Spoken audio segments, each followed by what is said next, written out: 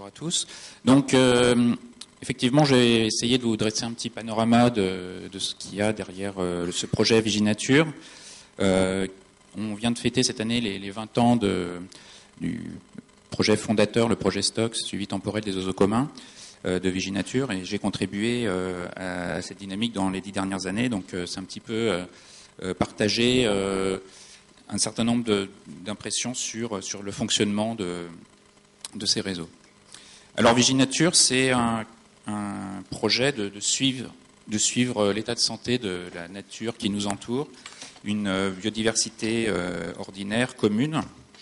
Et la première question, c'est pourquoi s'intéresser spécifiquement à cette nature ordinaire. Alors il y a plusieurs raisons. Il y en a une, c'est que c'est l'occasion, c'est un champ qui est très mobilisateur. Au-delà du cercle scientifique ou des naturalistes, la nature ordinaire, c'est le cadre de vie de chacun d'entre nous. Et donc, c'est quelque chose sur lequel on peut mobiliser à la fois des observateurs et également des décideurs ou des acteurs.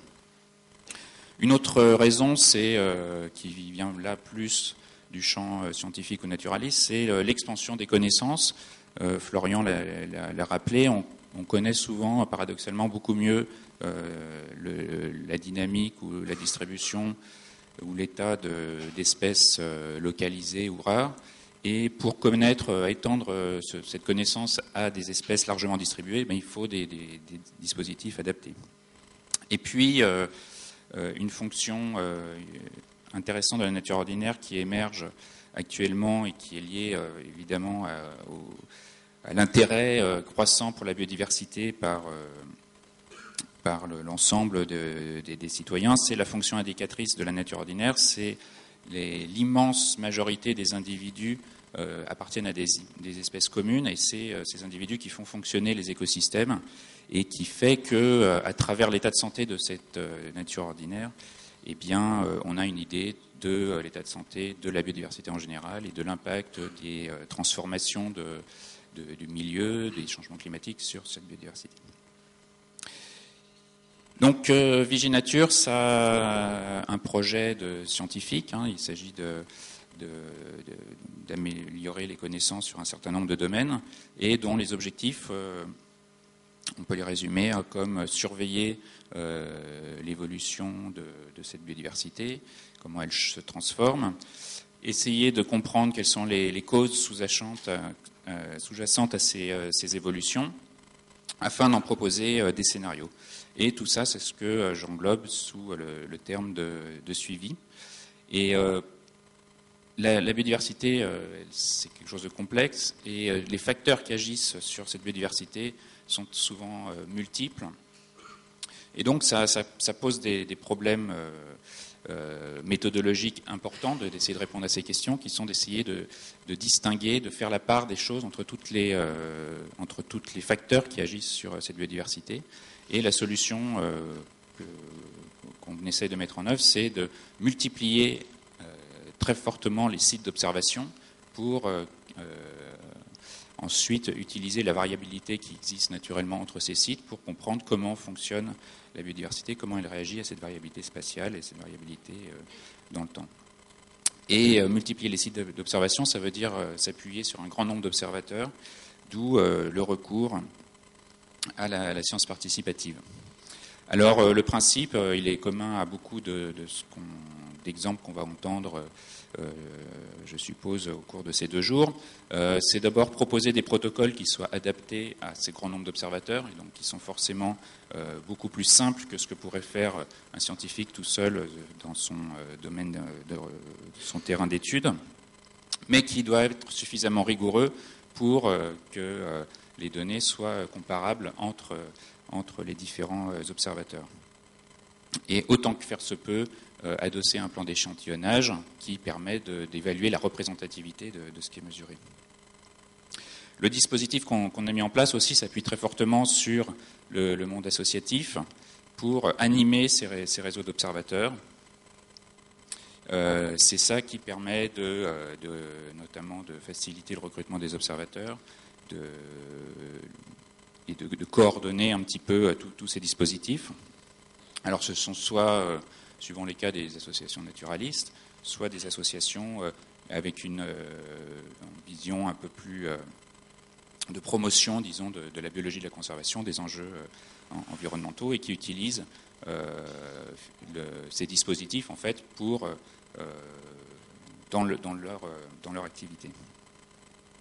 Et puis troisième spécificité du dispositif Viginature, c'est une forte implication de la recherche au niveau de l'animation et de la coordination de ces dispositifs. L'objectif, c'est pas d'accumuler des données, c'est de produire de la connaissance, et ces données sont un outil pour cette connaissance, et c'est l'outil de travail des chercheurs qui participent à cette coordination. Et ça c'est intéressant comme dispositif, parce que ces chercheurs vont faire en sorte d'avoir des données de meilleure qualité, de la plus grande quantité, pour faire de la bonne recherche, de la bonne science. Et c'est une forme assez avec un bon rapport coût-bénéfice en termes de validation de qualité des données. Donc c'est ce dispositif qui allie ces différents principes qui fait la spécificité de Viginature. Et de plus en plus également un partenariat avec les collectivités territoriales à toute échelle, que ce soit jusqu'à l'échelle nationale, régionale, départementale, peut-être un jour communale, à travers le développement de ce qui est très fortement souhaité, d'indicateurs de biodiversité, qui permet de faire passer un petit peu ces données du domaine au départ naturaliste à celui d'un niveau scientifique, et puis rentrer dans le débat social. Donc tout ça, ça a certaines vertus qui sont communes à la science participative, science citoyenne. Donc, j'ai déjà dit, mobiliser du public, mobiliser des observateurs qui vont participer, s'impliquer dans un projet qui vise l'amélioration de la connaissance, mais une connaissance sur lequel peut s'appuyer des politiques de conservation. Donc c'est un engagement en faveur de la conservation, et c'est quelque chose, je pense, de très fort. Ça produit des données qui sont collectées par un très grand nombre d'observateurs, et le fait que ces observateurs soient issus d'un représentatif, dans une certaine mesure, de l'ensemble des citoyens, ça donne aussi une légitimité qui pourra être sans doute très utile sur l'information qui est produite dans ces dispositifs. Et puis j'ai déjà dit l'intérêt de la recherche, d'avoir des chercheurs impliqués dans ces dispositifs. Alors, Viginature, aujourd'hui, c'est un certain nombre de dispositifs.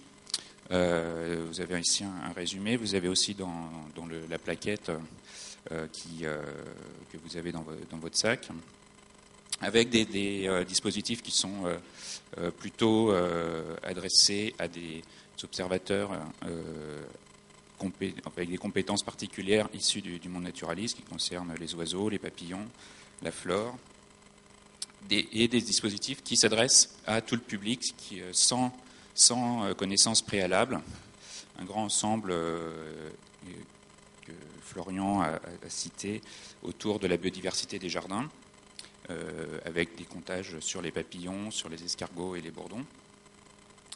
Et puis quelque chose d'intermédiaire là, qui s'agite au milieu, c'est les chauves-souris, où là on s'appuie sur des enregistreurs d'ultrasons pour recueillir l'information sur les chauves-souris. Donc il n'y a pas besoin de techniques, de compétences pour, en dehors de savoir conduire, puisqu'on promène le détecteur en voiture, mais il n'y a pas besoin de compétences naturalistes, si ce n'est que c'est actuellement essentiellement porté quand même par les amateurs de chauves-souris.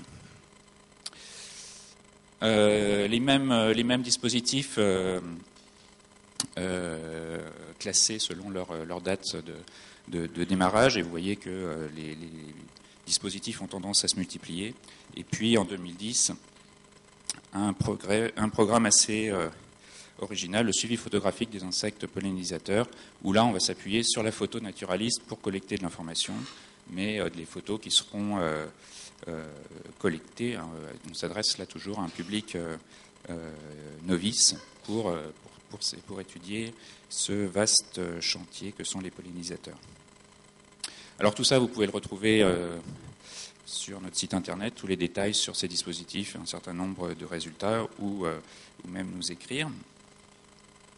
Je vais vous présenter un petit zoom sur un programme particulier et quel type d'informations on en tire.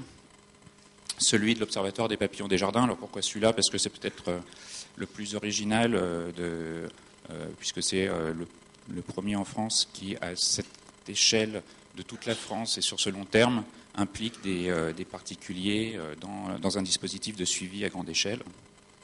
Donc ça a été lancé en 2006 et actuellement la base de données comporte des informations sur plus de 6000 jardins. Il y a 3500 personnes chaque année qui saisissent des données dans la base de données et qui accumulent des observations de 28 espèces de papillons et on compte des centaines de milliers. Alors qu'est-ce qu'on a fait avec ces données? On a étudié un peu comment l'urbanisation, le taux d'urbanisation dans le paysage pouvait influencer la distribution des papillons, puisque finalement on a tous ces jardins qui sont autant de petits zooms sur ce qui se passe et qui sont distribués dans des villes plus ou moins urbanisées. Et donc pour chaque commune, en fait, on a caractérisé la surface en milieu bâti pour avoir un indice d'urbanisation et regarder comment l'abondance des papillons se distribue le long de ce gradient d'urbanisation. Alors la plupart des espèces sont moins abondantes dans des jardins en ville que dans des jardins à la campagne. 26 des 28 espèces présentent ce pattern de décroissance de l'abondance le long du gradient d'urbanisation, avec deux exceptions. Le tyrcis, qui est un papillon dont la chenille se nourrit dans les pelouses et a la bonne idée d'être nocturne et donc échappe probablement aux tondeuses, ce qui lui permet d'accomplir tout son cycle dans les jardins, y compris au cœur des villes. Et puis une exception aussi, c'est le brun du pélargonium qui, comme son nom l'indique, s'intéresse au géranium cultivé. Et donc lui, c'est un spécialiste du milieu urbain, si on peut dire, chez les papillons. Et en fait, quand on compare chaque espèce, on s'aperçoit que chaque espèce a une certaine tolérance plus ou moins sensible et plus ou moins sensible à l'urbanisation, avec des espèces qui décroissent très fortement quand les communes s'urbanisent et d'autres beaucoup moins. Si bien qu'on peut caractériser chaque espèce le long de comme plus ou moins sensible, avec des espèces tolérantes à la ville et des espèces qui, au contraire, évitent la ville.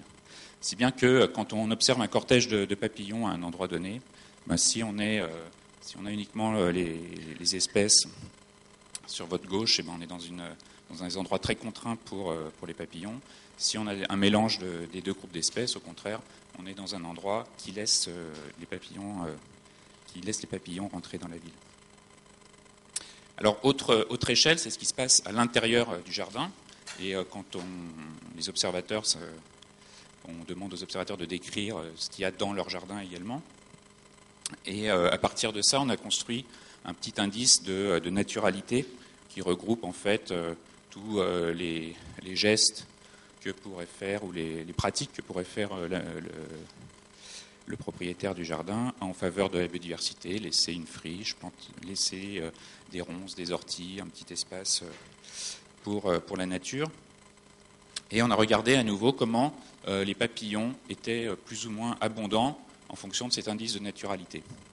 Donc d'un jardin qui est très bien entretenu sur des critères horticoles, à un jardin où l'indice de naturalité est un peu plus fort. Alors là, presque toutes les espèces profitent de ce caractère naturel des jardins. Donc c'est intéressant, ça veut dire que les pratiques qu'on peut avoir dans son jardin peuvent bénéficier aux papillons. Et puis ce qui est intéressant, c'est qu'on a croisé en fait ces deux échelles, l'échelle paysagère, l'échelle du jardin, pour voir si les pratiques bénéficiaient plus à certains papillons qu'à d'autres. Et ce qu'on observe, c'est qu'il y a une assez forte relation entre le degré de sensibilisation à l'urbanisation des papillons et le bénéfice qu'ils peuvent tirer de pratiques à l'échelle du jardin.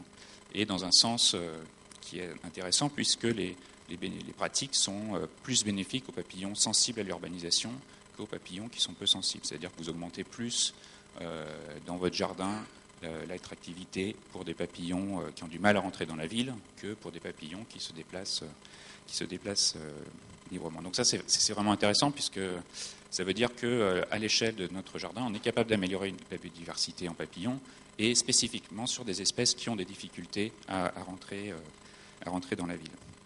Alors, petite nuance, ces effets sont beaucoup plus forts en périphérie des villes qu'en plein centre-ville où on a quand même du mal à faire venir les papillons. Mais tout ça est vraiment très encourageant et vous montre un petit peu la richesse, le potentiel de connaissances qu'on peut tirer de ces dispositifs qui sont pourtant basés sur vraiment le plus basique des observateurs. Alors, quelles sont les perspectives pour ces réseaux ? Eh bien, les mobiliser au-delà de l'observation, de les faire rentrer dans pourquoi pas la science expérimentale.